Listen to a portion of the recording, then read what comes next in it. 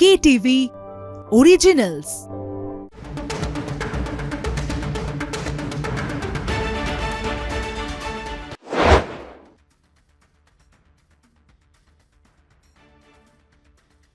Welcome to stadium bulletin, co-presented by Jack olive oil. আপনাদের সঙ্গে আমি অর্পণ, আমার সঙ্গে রয়েছেন আজকে স্টেডিয়াম বুলেটিনের আলোচনায় কলকাতা টিভির জয়েন্ট এডিটর গৌতম ভট্টাচার্য। গৌতম দা, স্টেডিয়াম বুলেটিনে আপনাকে স্বাগত। গতকাল একটা দারুণ ম্যাচ, 101 রানে বিরাট জয় ভারতের। হার্দিক পান্ডিয়ার কামব্যাক কিভাবে দেখছেন? First T20. আমি বলবো হার্দিক অভিনন্দন। হার্দিক অভিনন্দন, একদম। কারণ ভারত ম্যাচটা হেরে যেত ব্যাটিং বিপর্যয়ে। হার্দিক পান্ডিয়া কালকে যে ইনিংসটা খেলেছেন দুর্ধর্ষ এবং আন্ডার প্রেশার হার্দিক পান্ডিয়া, এই ধরনের ইনিংস আমরা হার্দিক পান্ডিয়াকে নানান রকম কথা বলি তার নৈশ জীবন নিয়ে, হার্দিক পান্ডিয়ার অদ্ভুত ধরনের আচরণ নিয়ে। মানে হার্দিক পান্ডিয়া ঠিক প্রোটোটাইপ ইন্ডিয়ান ক্রিকেটার নয়, তো আমাদের বুঝতে অসুবিধা হয়।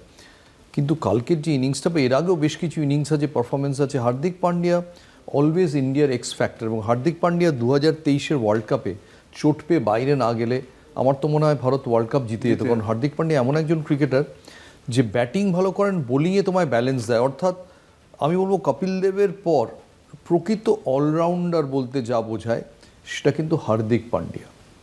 একদমই, হার্দিক পান্ডিয়া প্রকৃত অলরাউন্ডার এবং কালকের ইনিংস সত্যি অতুলনীয় বলা যেতে পারে।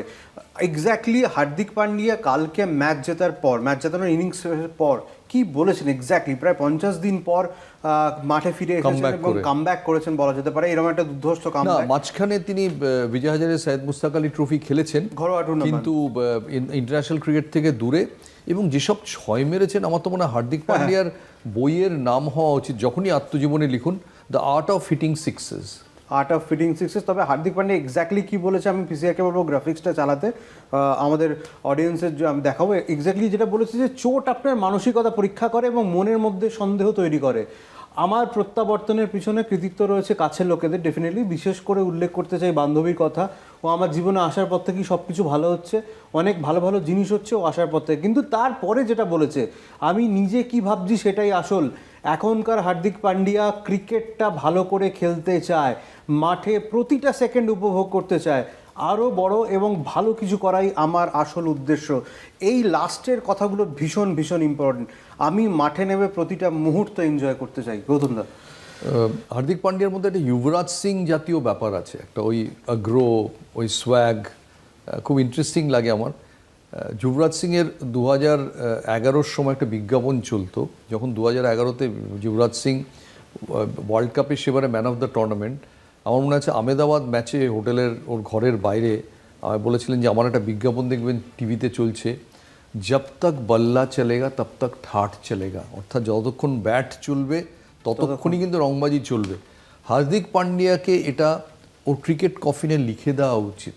বা হয়তো হার্দিক পান্ডিয়া এখন জানেন যে সব কিছু, কানের দুল, ট্যাটু, জীবন সব কিছু আছে, কিন্তু আনফর্চুনেটলি 22 গজটা এমন একটা গ্রেট লেভেলার যে সেখানে যদি তুমি সাকসেসফুল না হও, তোমার কোথাও মনে হবে সব কিছুই বৃথা। তাই ইদানিং হার্দিক পান্ডিয়া এই যে কথাগুলো খুব ভালো লাগলো শুনে, যেটা মনে হচ্ছে নতুন হার্দিক পান্ডিয়াকে দেখছি। কিন্তু কালকে আমি ভাবছিলাম যে হার্দিক পান্ডিয়া চেহারা আপাতত খুব স্ট্রং চেহারা নয়, কি করে এত ভালো ছয় মারেন? তো আমি দু একজনের সঙ্গে কথা বললাম, স্পেশালি ডাক্তারদের সঙ্গে, ক্রিকেটারদের সঙ্গে। তারা বলছিলেন যে হার্দিক পান্ডিয়া যেভাবে নিচ থেকে বলগুলোকে তোলে, ওর যে ব্যাক সুইংটা, এটাতে হিপ এবং কোমরের পেশিগুলো খুব পাওয়ারফুল হওয়া দরকার। আগে যখন ক্রিকেট হতো তখন আমার হিপ মাসেল নিয়ে কেউ খুব একটা মাথা ঘামাতো না, পিঠটা কীরম আছে, হাতের মাসেল কীরম আছে, এটাতেই ক্রিকেটারদের চলতো। মডার্ন ক্রিকেট এমন হয়ে গেছে যে এই ছয় মারার ইয়েতে তোমার যদি হিপ থেকে কোমর অবধি অত্যন্ত মানে সুগঠিত এবং ফ্লেক্সিবল পেশি না হয়, তাহলে হয় তোমার ইঞ্জুরি লেগে যাবে বা তুমি শটের জোরই পাবে না। হার্দিক পান্ডিয়া কিন্তু সেটা দেখিয়েছেন যে কিভাবে আন্ডার প্রেশার তিনি ছয় মারতে পারেন অবলীলায়, আপাত ছিপছিপে চেহারা নিয়েও। তাই উনি অনেক দিক থেকেই একটা রোল মডেল, গেম চেঞ্জার আমি বলবো। এবং একটা সময় কখনো মানুষ তাকে ভালোবাসে, কখনো ঘৃণা করে। কিন্তু কালকে যে ইনিংসটা খেলেছেন, আমার মনে হয় ওই আত্মজীবনী যদি কখনো লেখা হয়, কালকের ইনিংসটা থাকবে যে সবাই যখন ফেল করছিল তখন আমি একা দাঁড়িয়েছিলাম। যেভাবে পরপর উইকেট হারাচ্ছিল ভারত, তারপরে হার্দিক পান্ডিয়ার ইনিংস ভাবাই যায় না। তবে স্কোর বোর্ডটা একবার দেখবো, স্কোর বোর্ড দেখে এক্সপ্লেন করতে আরও বেটার লাগবে। গৌতমদার কাছে স্কোর বোর্ডটা নিয়ে একবার বলবো, পিসিআরকে গ্রাফিক্সটা চালাতে, যে কালকে batting score board Abhishek Sharma 12 বলে 17, কালকে ক্লিক করেনি, 2 4 1 6, শুভমান গিল 4-এ আটকে আছেন ইডেনের পর থেকে, 4 মারার পরই। সূর্যকুমার যাদবের ব্যাট এখনও কথা বলছে না, অনেক দিন হয়ে গেল, 11 বলে 12 রান করেছেন। এবং তারপরে তিলক বর্মা কালকে 26 রান স্ট্রাগল করেছেন, 32 বলে 26। এটা টি20-র জন্য ইনিংস নয়, কিন্তু যেভাবে উইকেট পড়ছিল ধরে ধরে তিনি খেলছিলেন। অক্ষর প্যাটেল 21 বলে 23। তারপরে হার্দিক পান্ডিয়ার ঝোড়ো ইনিংস, 28 বলে 59, 6টা 4, 4টে 6, 210.71 ইকোনমি স্ট্রাইক রেট, সরি। তারপরে শিবম দুবে 9 বলে 11 এবং জিতেশ শর্মা 5 বলে 10 নট আউট, 1টা 6, 200 স্ট্রাইক রেট। এই স্কোরবোর্ড কালকে। এটা থেকে বোঝা যাচ্ছে যে ভারত যদিও একটা বিরাট ব্যবধানে জিতেছে, তোমার টপ অর্ডার নিয়ে চিন্তার আছে। কারণ একদিন হার্দিক পান্ডিয়া একটা স্বপ্নের ইনিংস খেলে দিয়েছেন, রোজ রোজ তো এই ইনিংস হার্দিক পান্ডিয়ার কাছে পাবে না। তো সেই দিনগুলো তাহলে বাঁচাবে কে? অভিষেক শর্মা আমি বলবো যে যথেষ্ট ফর্মে, একটা ম্যাচে হয়তো রান পাননি, কিন্তু ঠিক আছে, অভিষেক শর্মা ভালো। শুভমান গিল এবং সূর্যকুমার যাদবকে নিয়ে বিশেষ চিন্তার কারণ আছে। এর মধ্যে সূর্যকুমার যাদব যদি দেখো, ক্যাপ্টেন হিসেবে দুর্ধর্ষ, ক্যাপ্টেন হিসেবে গৌতম গম্ভীরের সঙ্গেও ভালো, টিমের সঙ্গেও ভালো, তার কোনো প্রবলেম নেই। এবং তোমার মনে আছে যে যখন এশিয়া কাপ হচ্ছিল দুবাইতে, পাকিস্তানের ওই পরিবেশের মধ্যে সূর্যকুমার যাদব এত সুন্দর হ্যান্ডেল করেছিলেন যে দেখার মতো। সূর্যকুমার যাদব ইন্ডিয়া ক্যাপ্টেন হিসেবে সাকসেস রেট 85%, যেটা রিমার্কেবল। এবং ভারত 2024 ওয়ার্ল্ড কাপের পর থেকে 87% ম্যাচ জিতেছে, যেটা যে কোনো দেশের চেয়ে বেশি। তা আমার মনে হয় আমাদের হয়তো এখন একটা ব্রেকে যেতে হবে। একটা কোথাও যাবেন না, আমরা একটা ছোট্ট ব্রেকের পর ফিরে আসছি, আরও এক্সপ্লেনেশন রয়েছে। ফিরে আসছি ছোট্ট ব্রেকের পর। ফিরে এলাম বিরতির পর। যে আলোচনায় গৌতমদা ছিলেন যে টপ অর্ডার নিয়ে চিন্তায় রয়েছে, এবং যে আপনি যেটা পার্সেন্টেজ বলছেন, উইনিং পার্সেন্টেজ সূর্যকুমার 87% এবং সূর্যকুমার যাদবের উইনিং পার্সেন্ট 85। টসটা আবার হেরেছেন সূর্যকুমার যাদব। টসটা ইন্ডিয়ান ক্যাপ্টেন হলে তাকে টস হারতেই হবে, সে অনেক দিন পর পর টসে জিতবে। টস হেরে ভারতকে শিশিরে বল করতে হয়েছে, যেটা কঠিন ছিল। কটকে অনেক শিশির পড়ে এই সময়, কিন্তু খুব ভালো সামলেছে। আর আমি বলি যে ইন্ডিয়ান ক্রিকেটে সবাই, আমি এক্ষুনি তোমায় জিজ্ঞেস করলে তুমি এক্ষুনি বলে দেবে যে 25শে জুন 83-তে কী হয়েছিল, সবাই জানেন। কিন্তু আমি যদি এক্ষুনি আপনারা যারা টেলিভিশন দেখছেন তাদের জিজ্ঞেস করি যে 29শে জুন কি ঘটেছিল, আপনারা কজন বলতে পারবেন? আমার ধারণা খুব বেশি কেউ বলতে পারবেন না, খুব একেবারে ক্রিকেট ভক্ত ছাড়া। 29শে জুন বার্বাডোসে ভারত 2024 টি20 ওয়ার্ল্ড কাপ জেতে। প্রায় হারা ম্যাচ, সূর্যকুমার যাদব একটা দুর্ধর্ষ ক্যাচ নেন, ভারত যেতে। আমরা বসে এখানে রাত্রিরে স্টেডিয়াম বুলেটিন করেছিলাম বার্বাডোসের ওই অত্যাশ্চর্য জয়ের পর। এবার আমি আজকে দেখছিলাম অর্পণ, সেই যে টিমটা ছিল বার্বাডোসে, তার থেকে সেই রাত্রিরে কাপ জেতার পর রিটায়ার করে যান টি20 ক্রিকেট থেকে রোহিত শর্মা, ক্যাপ্টেন রোহিত শর্মা, বিরাট কোহলি, রবীন্দ্র জাডেজা। বিরাট একটা ফাঁক হয়ে যায়। ওই ম্যাচে উইকেট কিপার ছিলেন ঋষভ পান্ত। তার ম্যাচে ভিক্টরিতে একটা বড় রোল ছিল যে যখন সাউথ আফ্রিকা এগিয়ে যাচ্ছে একটা দিয়েতে, ছন্দ নষ্ট করার জন্য তিনি প্যাড বদলে, মাঝখানে আবার ডেকে টেকে প্যাড বদলে জল টল খেয়ে ওই মোমেন্টামটাকে নষ্ট করে দিয়েছিলেন। সেই ঋষভ পান্ত কিন্তু আজকে টিমে নেই। সো তোমার 4টে লোক চলে গেছে ওই জেতার টিম থেকে, রোহিত শর্মা, বিরাট কোহলি, রবীন্দ্র জাডেজা, ঋষভ পান্ত। এদের জায়গা পূর্ণ করা কঠিন, খুবই কঠিন, এত বড় বড় নাম। কিন্তু কি ইন্টারেস্টিং দেখো, এদের জায়গায় কে কে এসছে। এক এসছে অভিষেক শর্মা, যাকে নিয়ে কোনো প্রশ্নই নেই, মানে যে টি20 ক্রিকেটে এখন বিশ্ব খেলছেন। শুভমান গিল, জিতেশ শর্মা এখানে, কিন্তু আমি ধরে নিচ্ছি সঞ্জু স্যামসন, আর তার সঙ্গে বরুণ চক্রবর্তী। 4টে দারুণ রিপ্লেসমেন্ট। তুমি বলতে পারবে না যে টিমটা উইক হয়ে গেছে। এবং এই ইন্ডিয়ান টি20 টিমটা যেভাবে খেলছে, তাতে আমার মনে হয় টি20 ওয়ার্ল্ড কাপের আগে খুব একটা চেঞ্জ হবে না। একটাই তুমি বারবার ভাবতে পারো, খচখচ করতে পারে, যে শুভমান গিলকে নিয়ে আসা হলো, যশস্বী জয়সওয়াল কি দোষ করলো। এবার প্রবলেম হচ্ছে তুমি শুভমান গিলকে ভাইস ক্যাপ্টেন করে দিয়েছো, তুমি তাকে বাদ দিতে পারবে না। সে হচ্ছে তোমার আজকে ভারতীয় ক্রিকেটের ব্র্যান্ড অ্যাম্বাসেডর, তাকে তোমার টি20 ওয়ার্ল্ড কাপ দেশে করবে, তুমি ব্র্যান্ড অ্যাম্বাসেডরকে বের করবে না, এটা তো হতে পারে না। কাজে তোমার শুভমান গিলকে রাখতেই হবে। কিন্তু এই জায়গাটা চিন্তার বিষয়, কারণ কালকে দক্ষিণ আফ্রিকা সেই সুযোগটা নিতে পারেনি, অন্য টিমগুলো নিতেই পারে।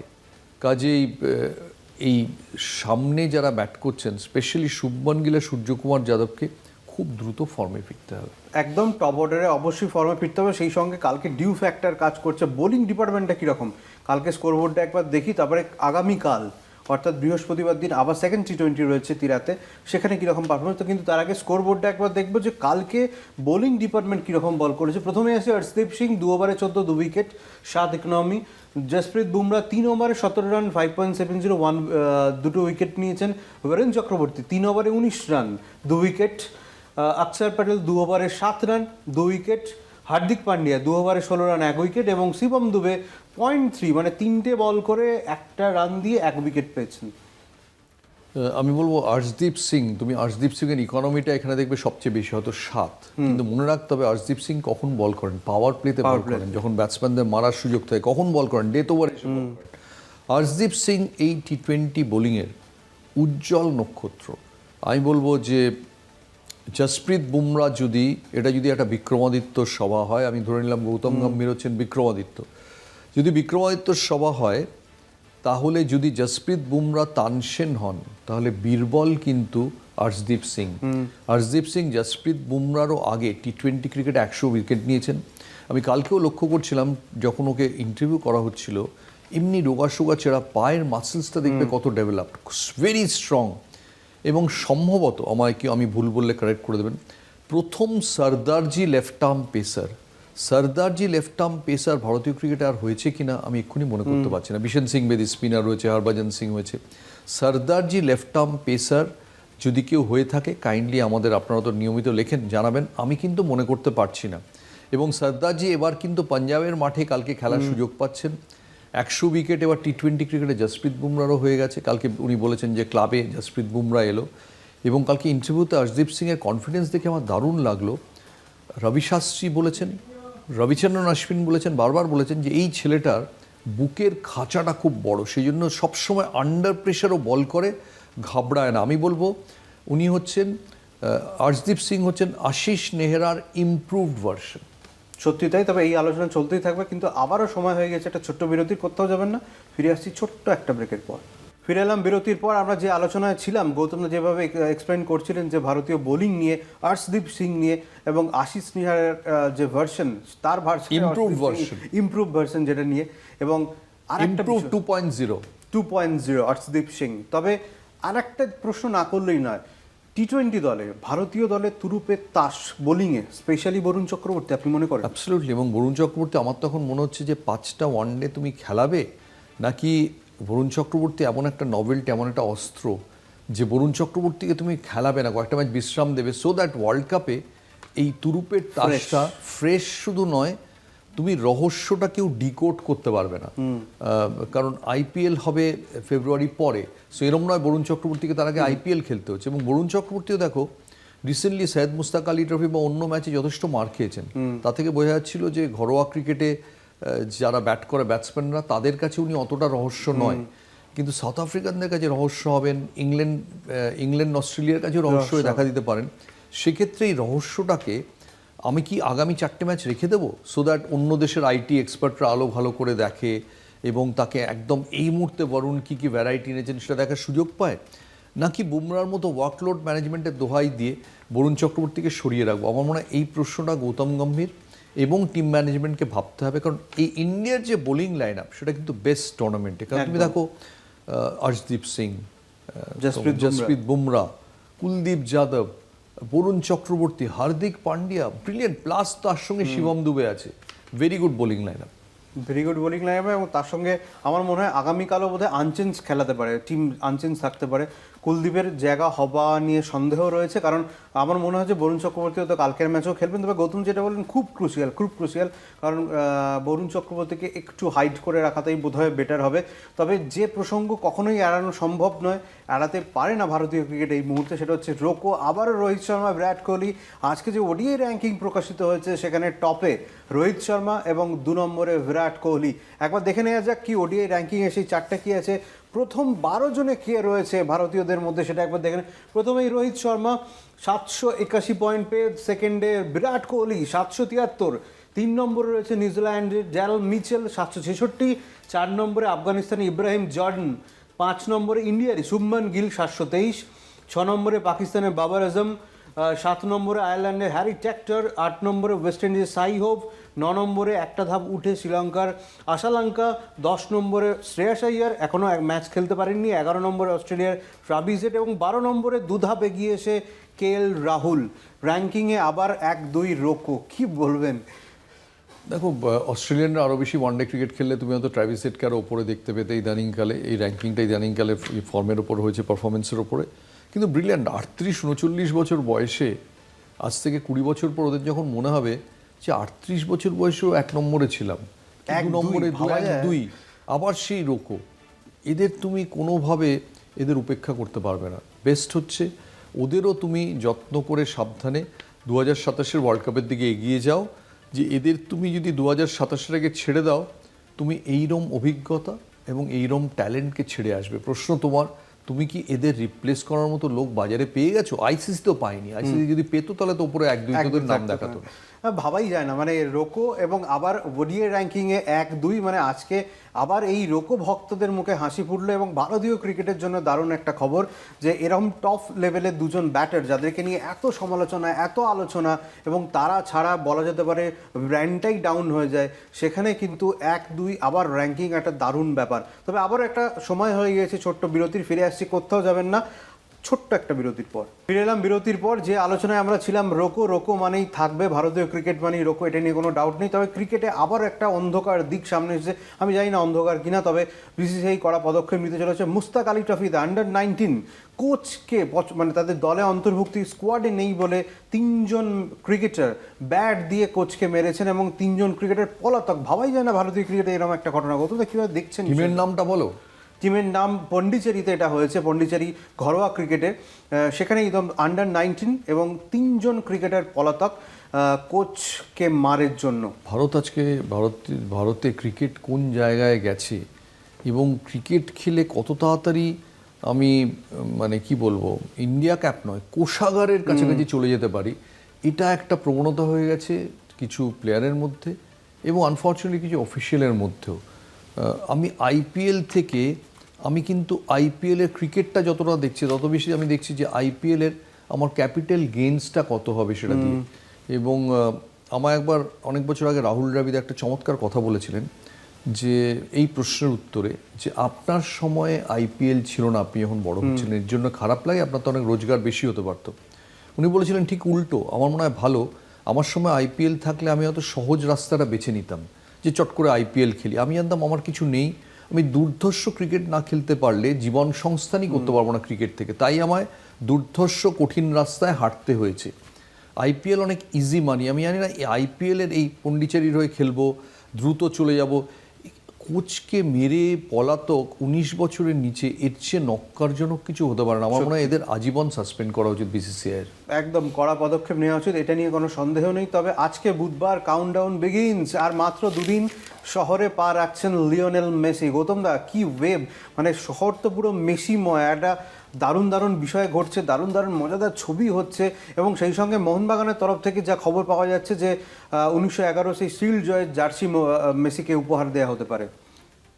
আমার মনে হয় এই মুহূর্তে কলকাতার সবচেয়ে ব্যস্ততম ফোন নম্বরের মালিক হচ্ছে শতদ্রু দত্ত।